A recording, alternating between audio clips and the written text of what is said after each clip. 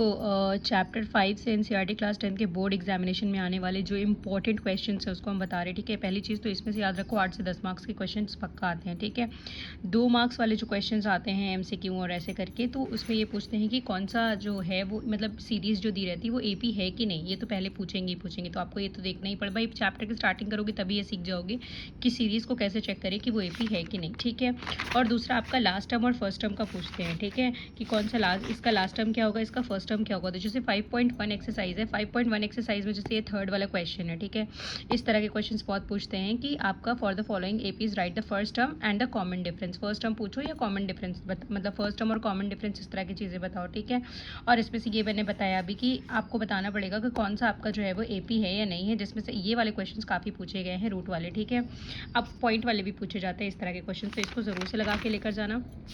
उसके बाद देखो मैं तुम्हें बता दूं कि एग्जाम्पल नंबर जो 3 है, ठीक है, पेज नंबर 58 पे, ये बहुत इंपॉर्टेंट है, लास्ट ईयर के आए कई बार ये क्वेश्चंस पूछे गए रिपीट, मैंने सारे साल नहीं लिखे लेकिन कई बार रिपीट हुए हैं। ठीक है, क्वेश्चन नंबर 7 भी इसी तरह से बहुत इंपॉर्टेंट है, जिसमें पूछते हैं कि कितने आपके how many 2 digit number are divisible by 3। तो इस तरह के क्वेश्चंस भी आपके एग्जामिनेशन में बहुत पूछे गए हैं, देखने को। और एग्जाम्पल नंबर 9 जो वर्ड प्रॉब्लम बेस्ड होता है, जिसमें मनी सम्स होते हैं। ठीक है, पैसे दे करके आपको कोई इन्वेस्टमेंट और ये सब चीज़ें पूछते हैं, तो इस तरह के क्वेश्चन जो है एग्जाम के लिए बहुत इंपॉर्टेंट होते हैं।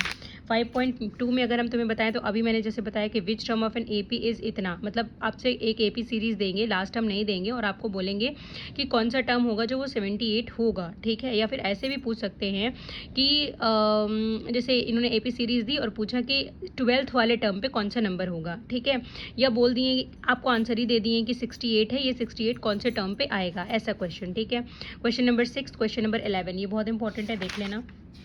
उसके बाद ये जो है ये इससे बड़ा क्वेश्चन बनता है। ठीक है, इससे बड़ा क्वेश्चन बनता है इस फॉर्मूले से, तो ये फॉर्मूला तो ज़रूर से रट के जाना है। इस पर बेसिकली 2 ही फॉर्मूले हैं, 2 ही फॉर्मूले से क्वेश्चन आते हैं। ठीक है, ज़्यादातर।